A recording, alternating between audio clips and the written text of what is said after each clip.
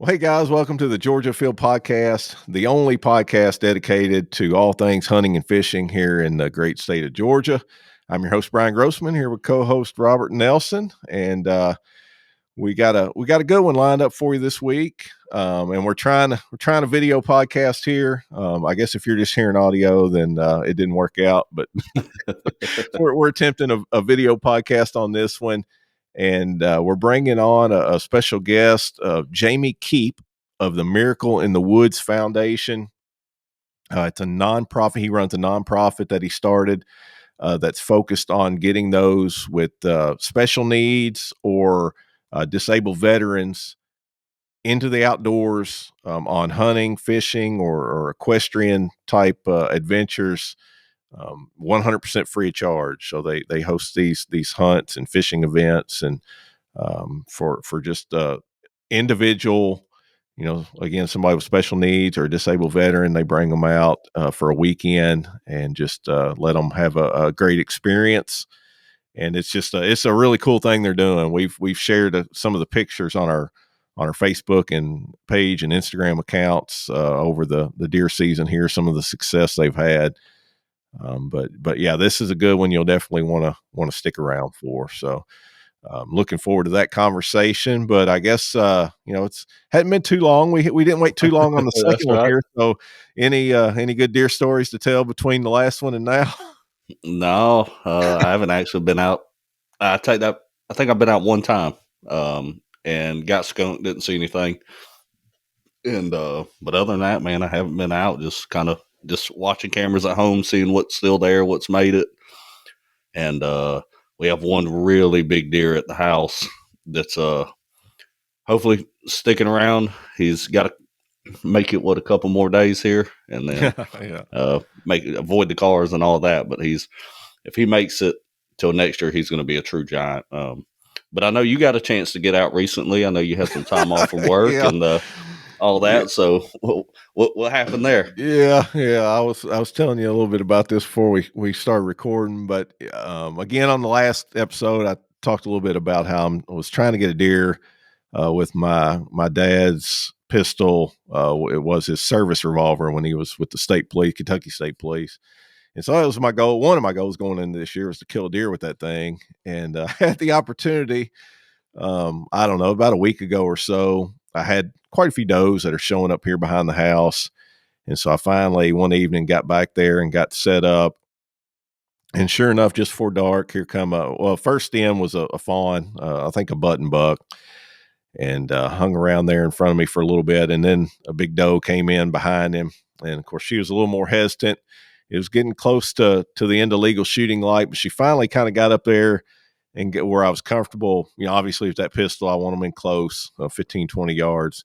She finally got up there and started kind of turning broadside. And I went to aim on her. And, I wear glasses. I'm in my 50s now. Eyes definitely aren't what they used to be, but I have these bifocals, and the top part is actually just clear because I can see fine like out at a distance, and the bottom part are just kind of like readers. And I just did that so I don't have to carry readers around with me. I can just wear those clear glasses with the bifocals or with the readers on the bottom.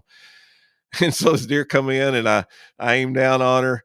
Man, I could not for the life of me get my front sight in focus at the same time as that doe to enough to where I felt comfortable taking that shot. Again, it was low light.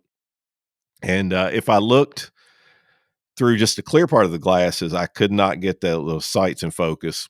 I could tilt my head up enough and look at them with the reader part, and I could see the sights fine. But then the deer was so blurry at that Oh man, at that low light, the way it was, that I wasn't just going to take a shot, thinking, okay, that's close. I wanted to, especially with that pistol, I want to do it right. And so I just had to kind of sit there and watch them feed till dark and man. got out of there. But yeah, I think if I take, like the glasses I got on now are just really weak readers. They're what I use for when I'm on a computer because it's further away than a phone or a book. And I think this will be weak enough to where I could see the sights and the deer, and be able to get a shot, but we'll see. And maybe I need to get them in a little bit earlier in the evening there, either that or in the morning, to where I have a little more light, because I Right. just couldn't do it, man. The old eyes were just giving me fits. But Well, that was about my only outing. you did the right thing. I mean, you didn't think the shot was ethical, so you didn't take it, and hey, ultimately that was the right decision. So Yeah, yeah. Like I said, that was a goal, and it would have ruined it if I'd have shot that deer and made a bad shot on it or something, and not been able to recover it. It just wasn't worth all that. So right, yeah, just had to watch that one, and hope that maybe I can get another chance here in the last, well, what, 10 days or so of season, eight yeah, days. I did get out this past weekend and put some cameras out, which okay, sounds kind of weird for the end of the season, but I put them out on some public lands, two different tracts of public land, mainly just to see what made it through the season, to kind of give me an idea of where to focus my efforts next year. Or this later this year, I guess I should say. But yeah, got one WMA.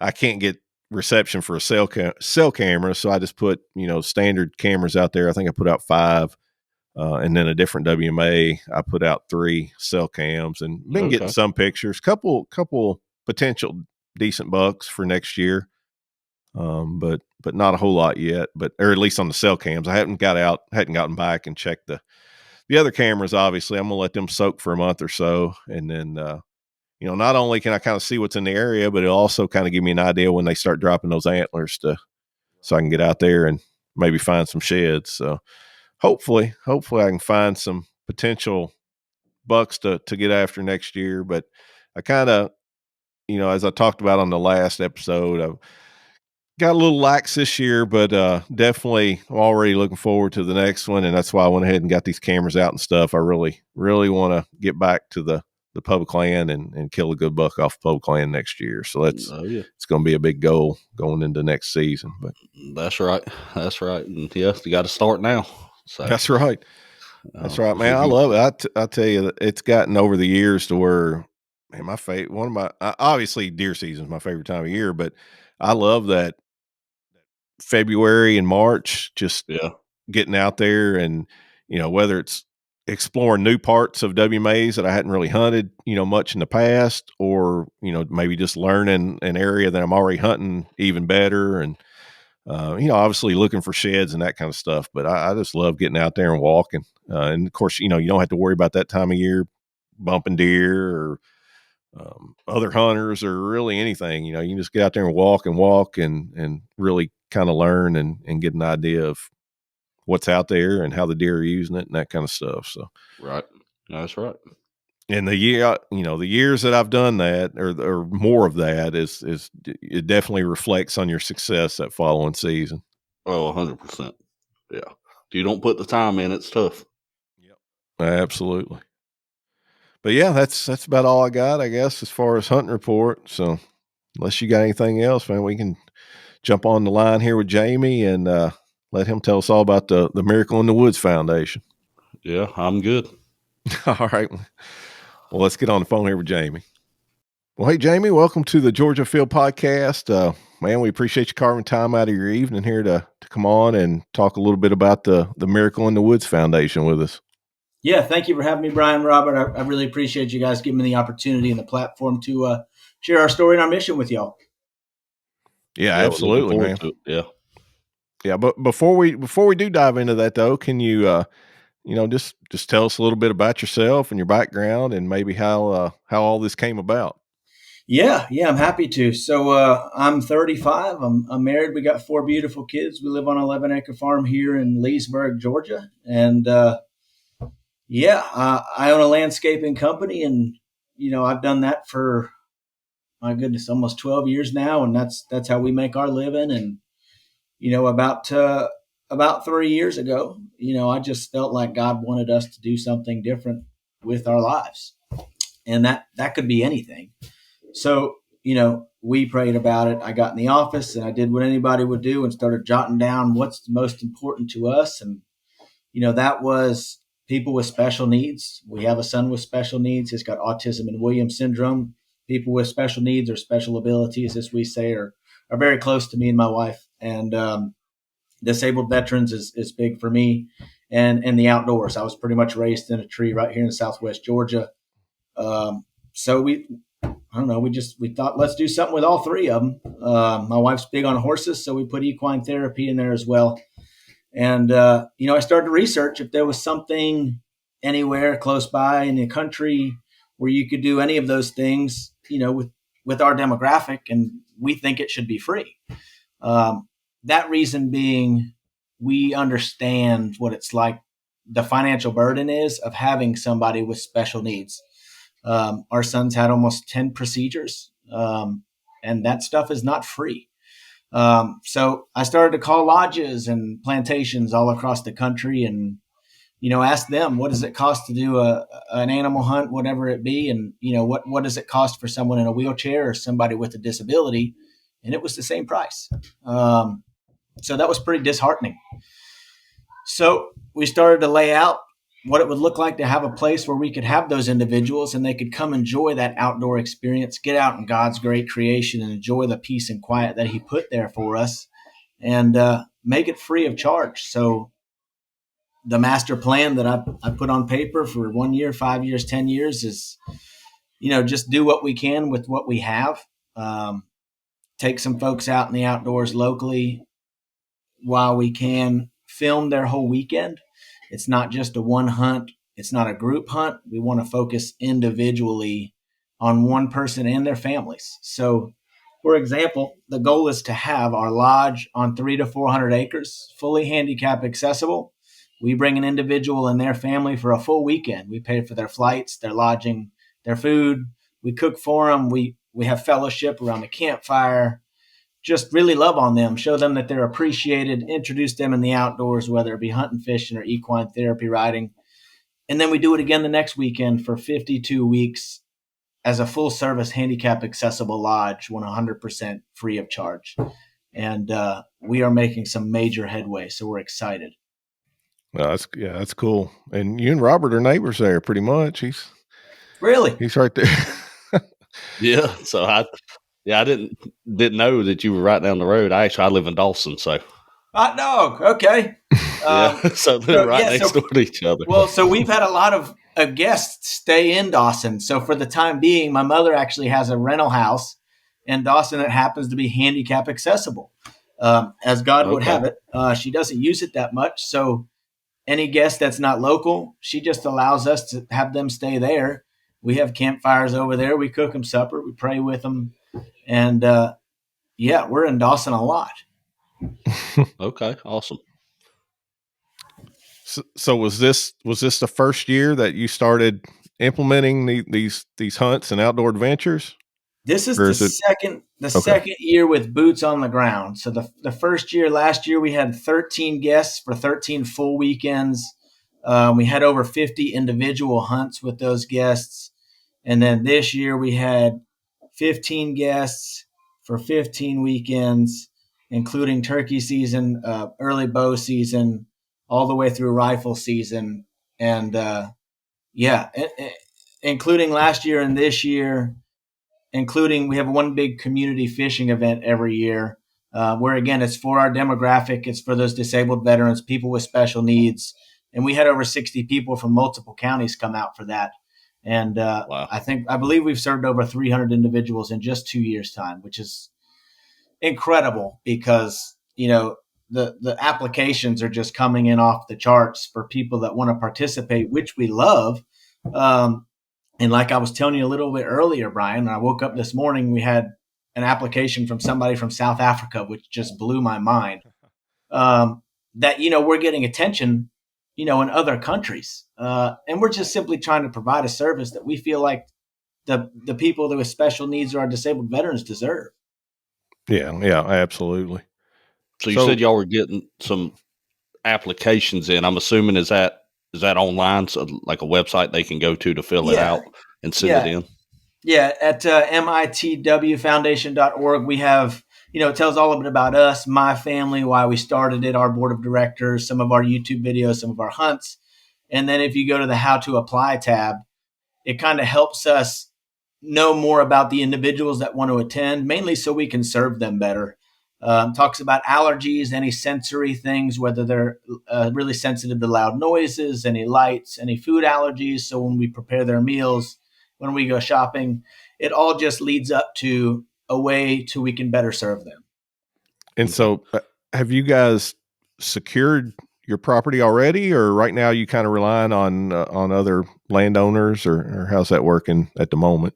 Yeah, at the moment, land's expensive, and they ain't making no man. more of it. You ain't kidding.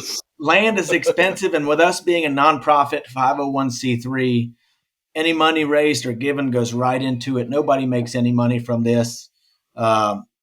We have had an amazing community support. We currently have just about 37,000 acres that we've hunted over the last 2 years, and that we have available to us, that people have said, hey, I've got this 200 acres. You can hunt these 3 or 4 weekends. And then this past year, we had someone say, look, we've got 36,000 acres. They had a lodge on it. They let us come out, stay in the lodge. That guest, his name's Waylon from Michigan. They drove 18 hours with a travel trailer, an 18-foot travel trailer, to have all of his medical necessities, because he's a quadriplegic. He's on a ventilator 100% of the time. And he killed a 4.5-year-old 11 point, all with, he's got an iPad, and it's linked to the scope of the gun, and it's controlled by a motor, and he pulls the trigger with a bite chew. And it was just unreal. The fact that, it takes him 3 hours just to get ready, to get out of the bedroom, to come, when we're cooking breakfast and getting ready, and he comes out, he's been up for 3 hours just getting prepared. And then we transfer him from his wheelchair device into the van. Got to move the ventilator. You got to get him from the van to the blind. You got to take the ventilator. And in his custom-made terrain hopper, he has a ventilator on it. So while we're sitting there hunting, you just hear this ventilator breathing for him, and it's unreal. He talks, he smiles, he laughs, he tells jokes. But I mean, yeah, that landowner was incredibly gracious to us. But yes, we've got a lot of community support. We have a lot of land at our disposal, which we're very thankful for. But again, that ultimate goal is to have our own piece where we can, host them there. The plan is to have a barn there with stalls, and, have a place where they can do equine therapy and walk a trail if they don't want to hunt, which is another thing about a lot of our applicants don't necessarily want to harvest an animal. They simply want to get out in the outdoors and, look at flowers and birds and all this other stuff that we take for granted more often than not. And we want to be able to give them that service to them on site and just make it fully accessible and possible. So are y'all, I heard you say like y'all do some turkey hunting, some deer hunting. What other activities? I know you said you have a big community fishing event, but is there, and I guess, is it trying to think of the right word to say, I guess possible would be the best word, like to do duck hunts and quail hunts and stuff like that with some of the limitations, or is it more focused towards, like you said, getting outdoors and just, still hunting, sitting still in a blind or whatever, waiting on a turkey or a deer? Kind of what's that look like? Yeah, that's a great question. And again, it all goes back to the applications, and they all vary. They're very specific to the individual. We may have a disabled veteran who has been through a lot. They may be an able-bodied individual, but that doesn't mean they don't deserve to get away for a weekend with their loved ones and have the peace and quiet of a lodge out in the outdoors. And they could go duck hunting, sure. There are some people in wheelchairs or paraplegics of that sort that could do stuff like that. But there are folks like Waylon who necessarily, they have to have time to aim and do all that kind of stuff. And, ducks ain't going to let that happen. Right. So it really just depends on the individual. But we've got such a great team already in place. We've got a hospitality group that helps cook the meals and comes and spend times with people around the campfire. We've got our events coordinator that helps run stuff, and a board of directors that's all on board. So yeah, it's definitely possible. It's all depends on the individual. Okay. I mean, do you kind of leave that open ended on the application? Do you let them just kind of fill in what they would like to do, or is it kind of a checkbox of different options, or how does that So part of the it work? application is all just open for their explanation, other than like do you have dietary restrictions or allergies? One of the main questions on there that lets us know the most about them is what is your favorite activity to do in the outdoors? And they have that time to explain that. And then we follow up with that with a phone call just to get to know more about them, just trying to really nail down on how we can better serve them. And then, we go from there.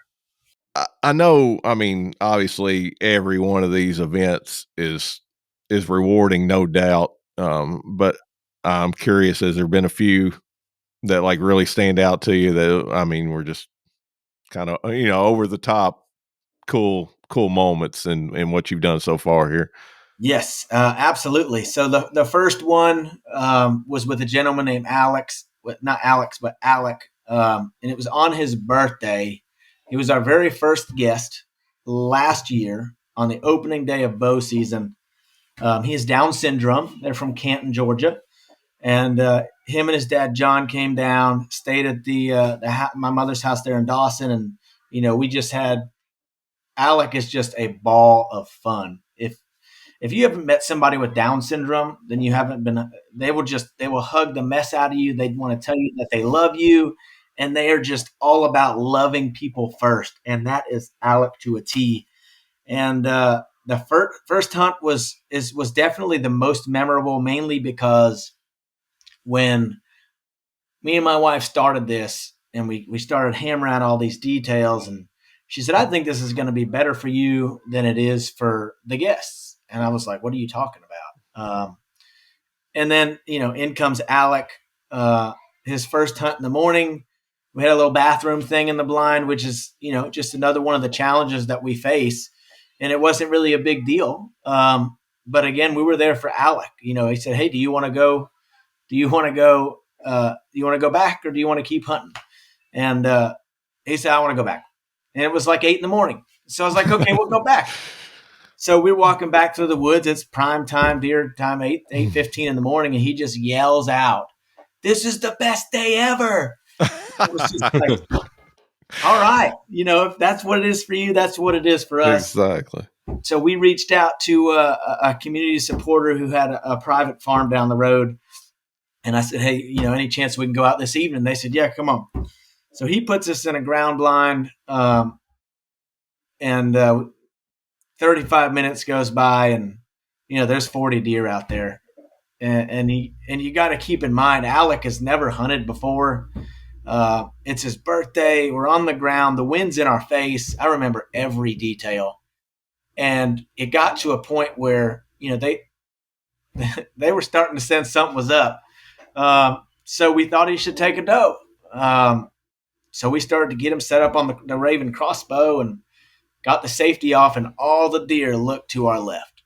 And I said, hold on, don't just hold on a second.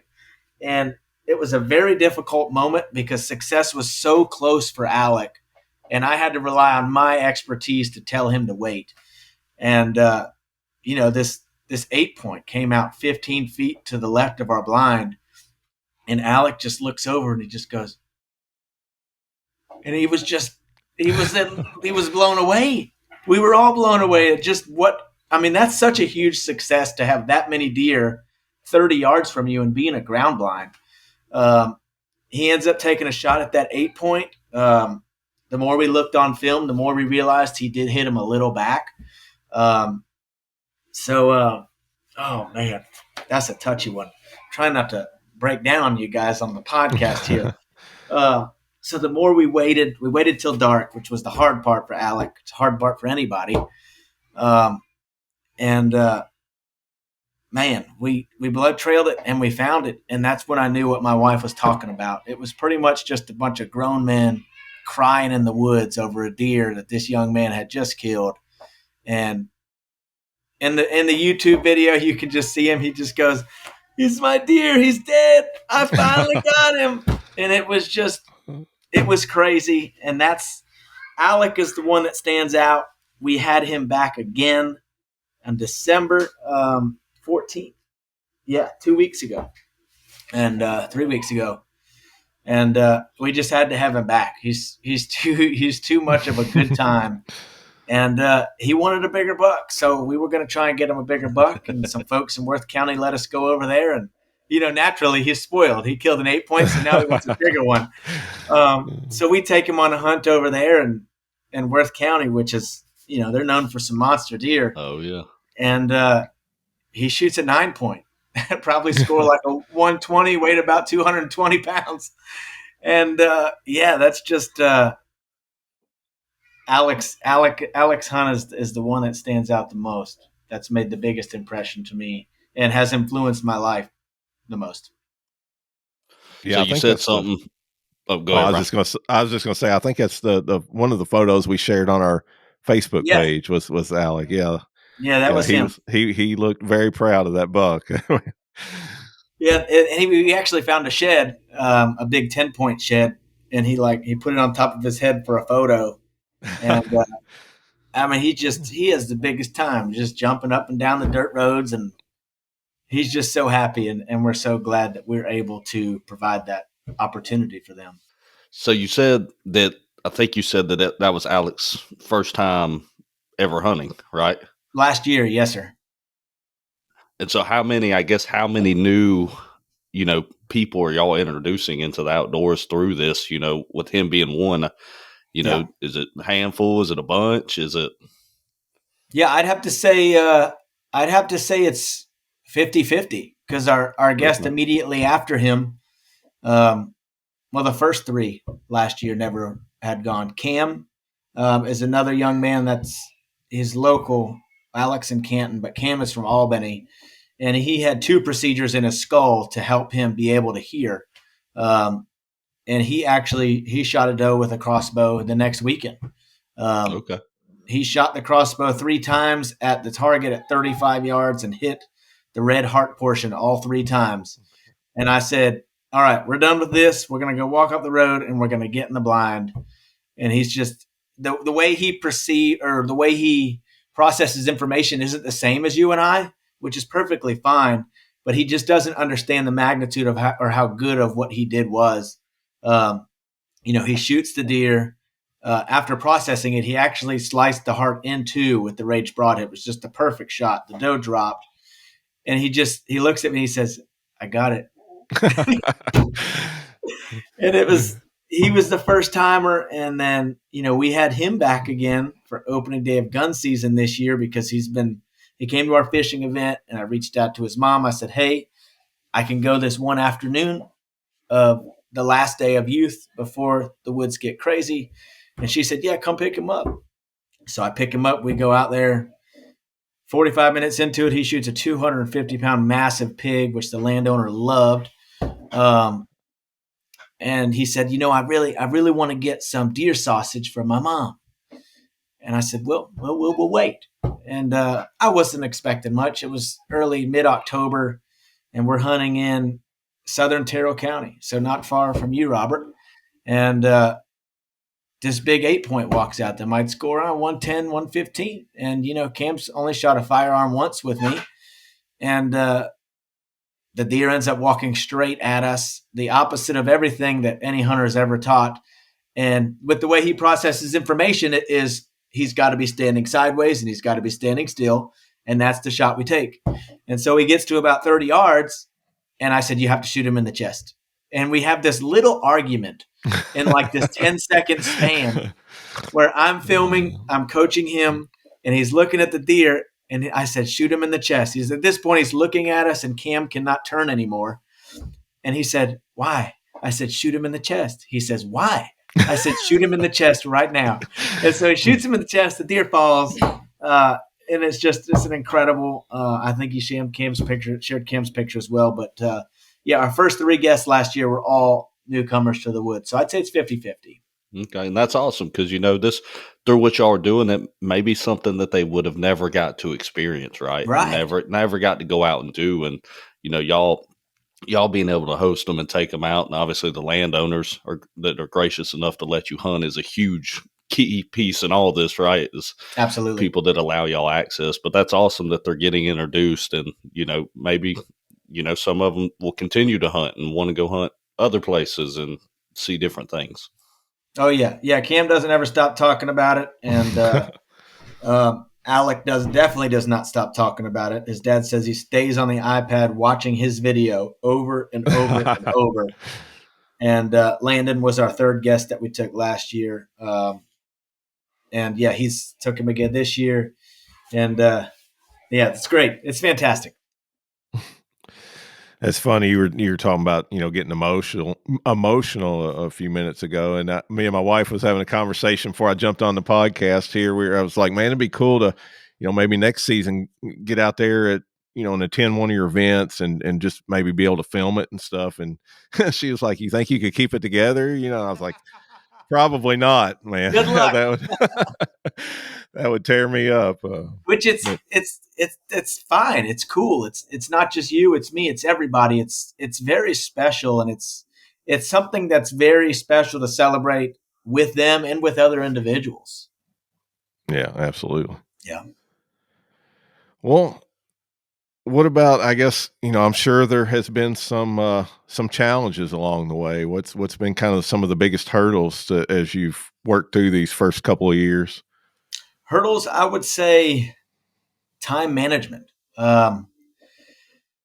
Being able to, that's the biggest hurdle for anybody that's in life, really, is, you got work, you got personal time, and you got family. With me, I kind of mix the personal time with the family because there's so much of us, and then work gets the other 50. But now we got the foundation that we got coming along, and you got this whole other 33%.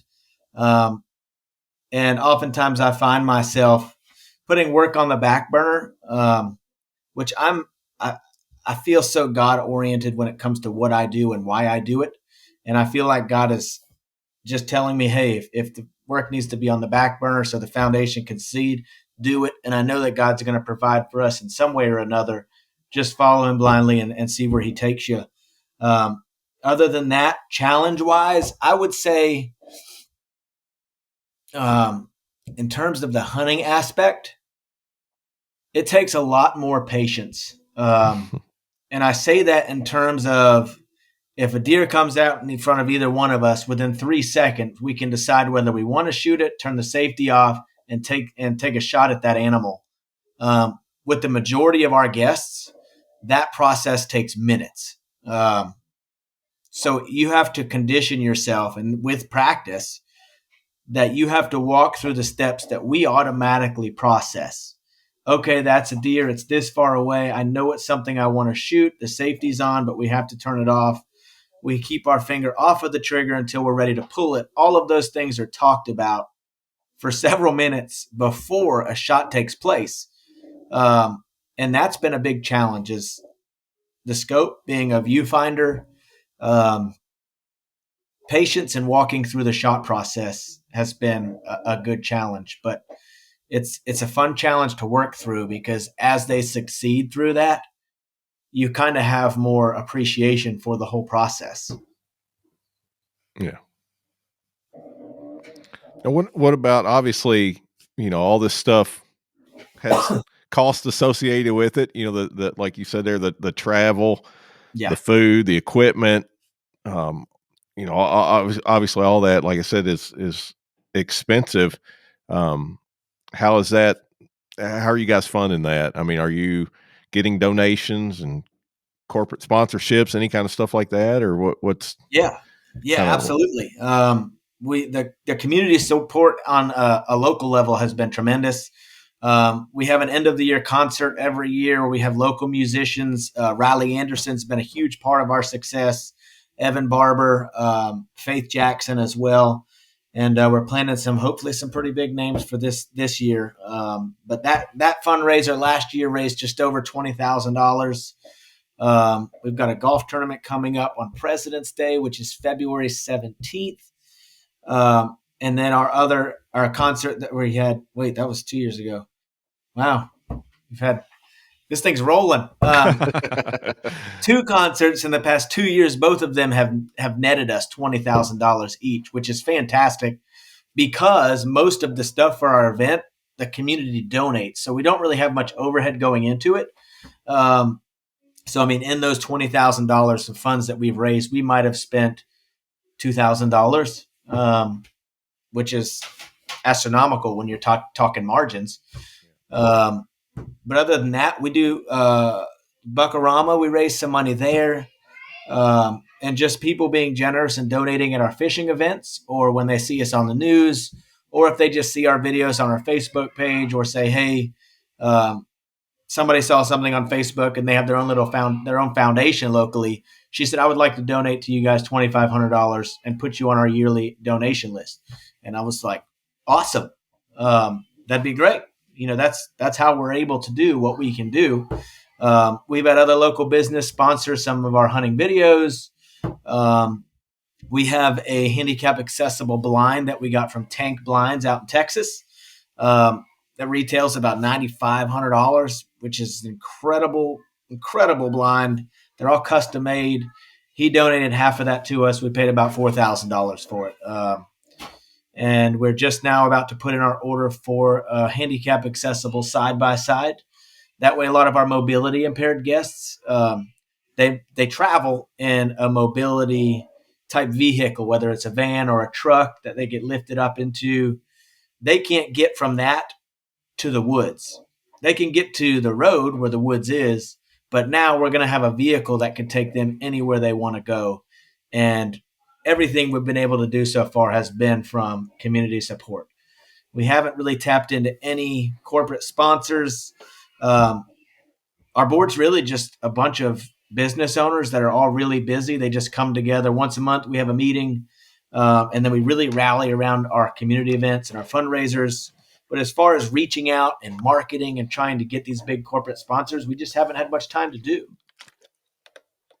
Now you've done a lot in the time you've had, for sure. Oh yeah. Well, that's just what we're trying to do. Governor Kemp's advisors invited us up there last year to the Capitol to tell them a little bit about what we're doing. They all loved what we were doing, and they said, hey, we want to see what you can do with what you got. So that's what we're doing. We're trying to do the best we can with what we've got at hand, and we think we're making quite an impact. So the community, like fishing events and concerts and stuff like that, is this at public venues? Are y'all, Lake Blackshear or, or is it local private places that people show up to? What's that look like? And of course, how can people find out about those events? Yeah. So the fishing event we call Fishing for a Miracle. We're having our 3rd one this year. Those are usually at private lakes or ponds. We really like that private sense of intimacy for our event. Everybody can be themselves, not be judged. Anybody that's at that event is simply there to volunteer and love on these individuals if they're not their family members. So that's usually the ponds and lakes are usually donated by private donors who reach out and say, hey, I saw your event. I got a pond you can use next year, stuff like that. And all of that's on our website at mitwfoundation.org. And the concert was at Cheehaw Park 2 years ago, or last year. And then this year's concert was at the Leesburg Bash venue here in Leesburg. Okay. Yeah. And where's that golf tournament coming up? I know I seen a flyer for it. Yeah, the golf tournament is at River Point. That's going to be on February 17th, which is President's Day. So we have that in the afternoon. So those who have it off can come, and those who do work can potentially take off the evening time, come out, play a little golf with us. We're going to have a raffle there as well. We just got 100 T-shirts in, 100 dry fit T-shirts in that a lot of people have asked for. So we'll have those for sale. We've got a bunch of cups and hats, a lot of stuff that people can just, purchase to enjoy themselves and at the same time help support our mission. Good deal. Well, I guess, you've talked about it a good bit, but as far as, what the future holds for the Miracle in the Woods Foundation, with the demand you're already getting, I can foresee, do you foresee, eventually having multiple events in a weekend or something where you got, different groups hosting different, different participants, or right now you just focused on, on getting one individual in there per weekend? Yeah, that's a good question. That's an excellent question, and I think it really nails down what our focus is. And our focus is primarily on that intimate weekend with one individual. There are a lot of really good organizations that have group hunts all across the country, the world, and even locally. But our thing is we want to have that individual and their family. We want to give them a weekend to really be loved on and appreciated, rather than doing a group setting. And ultimately, if we had the lodge and the land right now, we could host 52 families a year. I have talked to two upper echelon individuals in this planning process 2 to 3 years ago, and they're in society wise, they're up there. And with the plan that I gave them, they simply said, look, if you have the infrastructure that's necessary for this to succeed, they could see there being 5, 6 different lodges all across the country. Wow. If the infrastructure is right. Now, that is not what I had in mind, because that simply just blew me out of my seat. I just thought, why don't we have a place we can host some people and make some good? But when they said that, I'm one of those people that if I feel like something's a possibility, then I'm going head first to make it a possibility if it makes a difference. Yeah. Very cool. So yeah, that definitely touches on, that's a really good question. I haven't other people ask it, but I knew it would eventually come up, is if we have so many people that want to hunt, why don't you just take them all? And you can't love on them and give them all the attention that they deserve if they're all in the same place at once. Yeah, that makes sense. Yeah. So I mean, it's just little things like they're there at the Dawson house. It's usually on a weekend, and with hunting season being around football season, we're cooking out, we're around the campfire, we're watching football, we're playing toss across games in the house. We're doing life with these people, spending fellowship with these people, and really just showing them that they're loved on. Yeah. Well, just like you were talking about earlier, you never know what is going to strike a chord. The kid that you're talking about that, you didn't shoot a deer or anything, and he's like, this is the best day ever. It didn't take killing a deer to make him happy. It was just about the experience. And that's right. So, and I've noticed that collectively, the individuals that we've hosted, a majority of them notice what I can personally say I've taken for granted. And that's right at dawn, before the sun comes up, you can see the sky start to crack a little bit. And they point out that there's just so much life that comes forth at the break of dawn. And it's like, well, I knew that, birds woke up and squirrels started chirping, but they just brought it to my attention like, wow, I had no idea there were so many birds making so many noises in the morning. They may have never experienced it if we didn't take them out there. And it's like my wife said, it's good for us as much as it's good for our guests. Oh yeah, I guarantee it. Sure, yeah.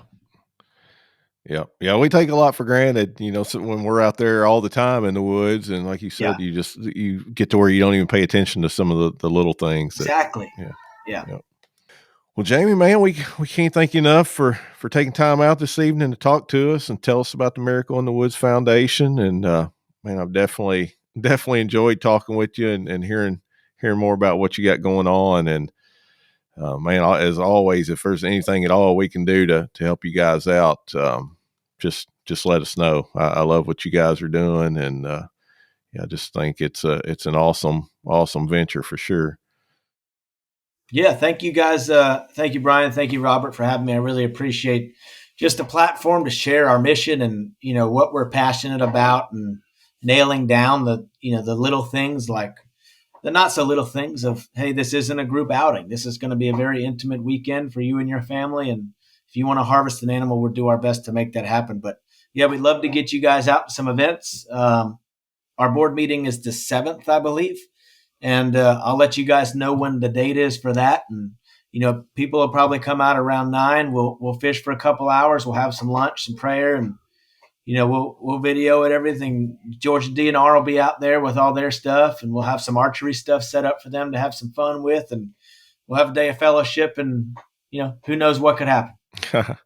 Yeah, for That sure. sounds good, man. Yeah, let us know. Like I said earlier, I'm right down the road, so if I'm available and I can help in any way, I'll be more than happy to help. So awesome, thank you, I appreciate that.